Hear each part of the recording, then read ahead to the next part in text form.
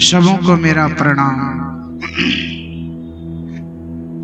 एक बार गुरु महाराज का जय जयकार ऊंचे स्वर से करें। श्री सदगुरु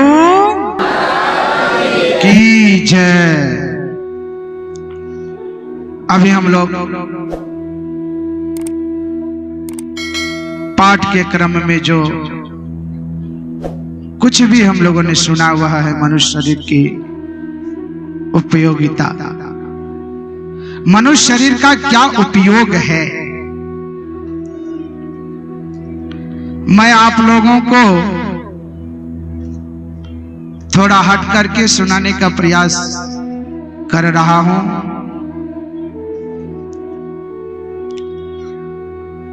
नर्तन पाए जतन कर ऐसा, जिससे वह करतार मिले, मानव जन्म अनमोल फिर नहीं बारंबार मिले। तो हम लोग पाठ में सुन रहे थे मनुष्य शरीर के संबंध में कि नर्तन इस मनुष्य शरीर को पाकर के अगर हम मनुष्य विषयों में मन लगाते हैं तो कहा कि अमृत से बदलकर हम आप विष को ग्रहण करते हैं।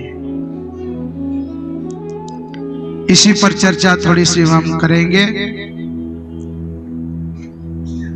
हम लोग इस मनुष्य शरीर को एक खिलौना के तरह उपयोग करते हैं। इस शरीर से मस्ती करने का प्रयास करते हैं और उसका प्रतिफल होता है कि हम लोगों के जीवन में दुख आता है। हम लोग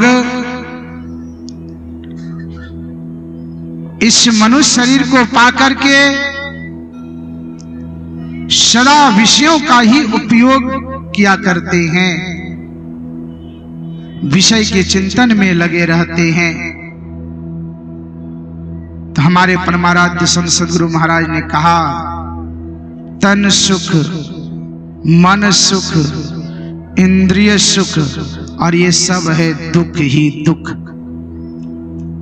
भगवान राम ने कहा, जो परलोक इहां सुख चाहू, सुनी मम वचन हृदय दृढ़ गाहू। का दृढ़ता के साथ मेरे वचनों को सुनिए और अपने हृदय में धारण कीजिए। अगर इस लोक में आप सुखी रहना चाहते हैं और परलोक में सुखी रहना चाहते हैं तो सुनिए, हम लोग जिस विषय को भोगने के पीछे सारी शक्तियां, सारे समय, सारी उम्र को बिता देते हैं और बाद में हम पछताते हैं। क्या कहते हैं? जीवन खत्म हुआ तो जीने का ढंग आया। जब हमारी उम्र खत्म हो जाती है, लास्ट समय बचता है, तब हम आप सोचते हैं कि अब करेंगे, लेकिन अब क्या, अब तो कब खत्म हो गया है ठिकाना ही नहीं।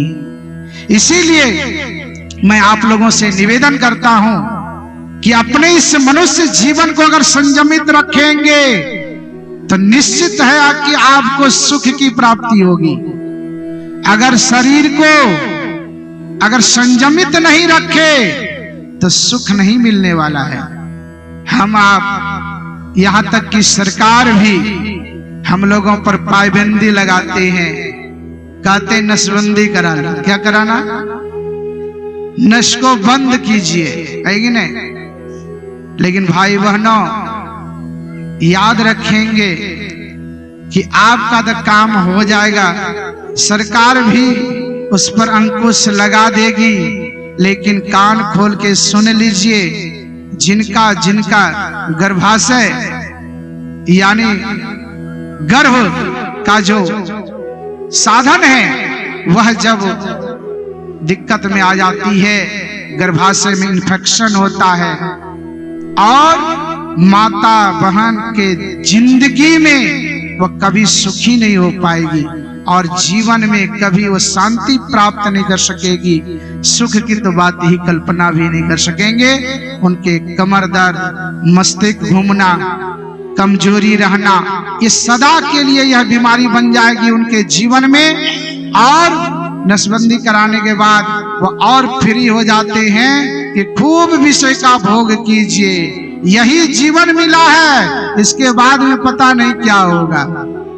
इस तरह नहीं, स्त्री पुरुष मिलकर दोनों ब्रह्मचर्य का पालन करें, संयमित रहें जीवन में, और तभी उनसे भक्ति होगी, तभी उनसे साधन होगा, तभी उनसे योग होगा, तभी वह ईश्वर की भक्ति कर पाएंगे और इस लोक में भी सुखी रहेंगे। और इस लोक से जब जाएंगे तो उस लोक में भी सुखी रहेंगे।